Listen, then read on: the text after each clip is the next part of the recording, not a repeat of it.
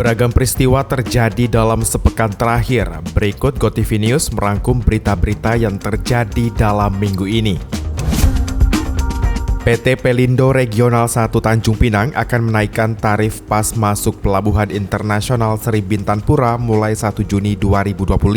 Kenaikan ini dilakukan demi menutupi defisit anggaran dan mendukung peningkatan fasilitas dan layanan pelabuhan. Manajer Operasi Pelindo Alvensius Romiko menjelaskan bahwa kebijakan ini telah disahkan melalui keputusan direksi dan dikoordinasikan dengan pemerintah daerah.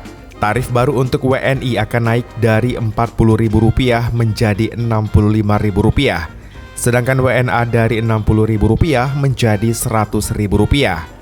Hasil penyesuaian ini akan digunakan sepenuhnya untuk peningkatan layanan pelabuhan. Sebanyak 3.481 pegawai pemerintah dengan perjanjian kerja dan 78 calon pegawai negeri sipil resmi menerima surat keputusan pengangkatan pada Rabu 28 Mei 2025. Gubernur Kepri Ansar Ahmad menyerahkan SK secara simbolis di kantor Gubernur Pulau Dompa. Para P3K yang diangkat terdiri dari tenaga teknis, guru, dan tenaga kesehatan. Sementara CPNS meliputi formasi tenaga teknis dan kesehatan termasuk formasi disabilitas. Ansar berharap para pegawai baru dapat bekerja profesional dan terus meningkatkan kinerja. Kepala BKD Kepri Yeni Trisya Isabella menegaskan bahwa kontrak 5 tahun akan dievaluasi setiap tahun berdasarkan performa.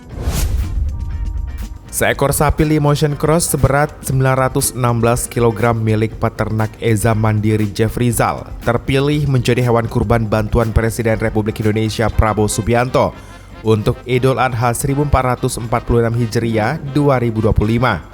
Sapi asal Lampung yang dibeli seharga Rp86 juta ini lolos seleksi ketat oleh instansi terkait dari daerah hingga Sekretariat Presiden dengan syarat bobot di atas 800 kg.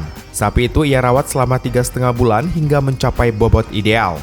Selain sapi pilihan Presiden, peternakan Eza juga menyediakan 150 ekor sapi dan 200 ekor kambing untuk kebutuhan kurban, dengan kisaran harga sapi mulai dari 21 hingga 80 juta rupiah.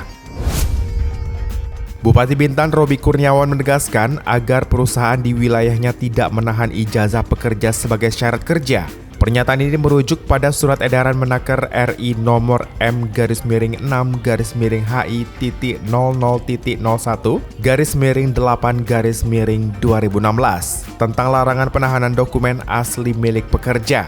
Selain itu, ia berharap agar perlindungan hak pekerja terus terjaga, termasuk hak atas dokumen pribadi seperti ijazah, KTP, dan akta kelahiran. Pemerintah kembali memberikan diskon tarif listrik sebesar 50% untuk pelanggan PLN dengan daya 1.300 volt ampere ke bawah, mulai 5 Juni hingga Juli 2025. Diskon ini menjadi bagian dari 6 program insentif ekonomi nasional untuk menekan beban masyarakat yang diperkirakan akan dinikmati oleh 79,3 juta rumah tangga. Selain listrik, pemerintah juga menyiapkan diskon tiket kereta, pesawat, kapal, hingga tarif tol selama libur sekolah.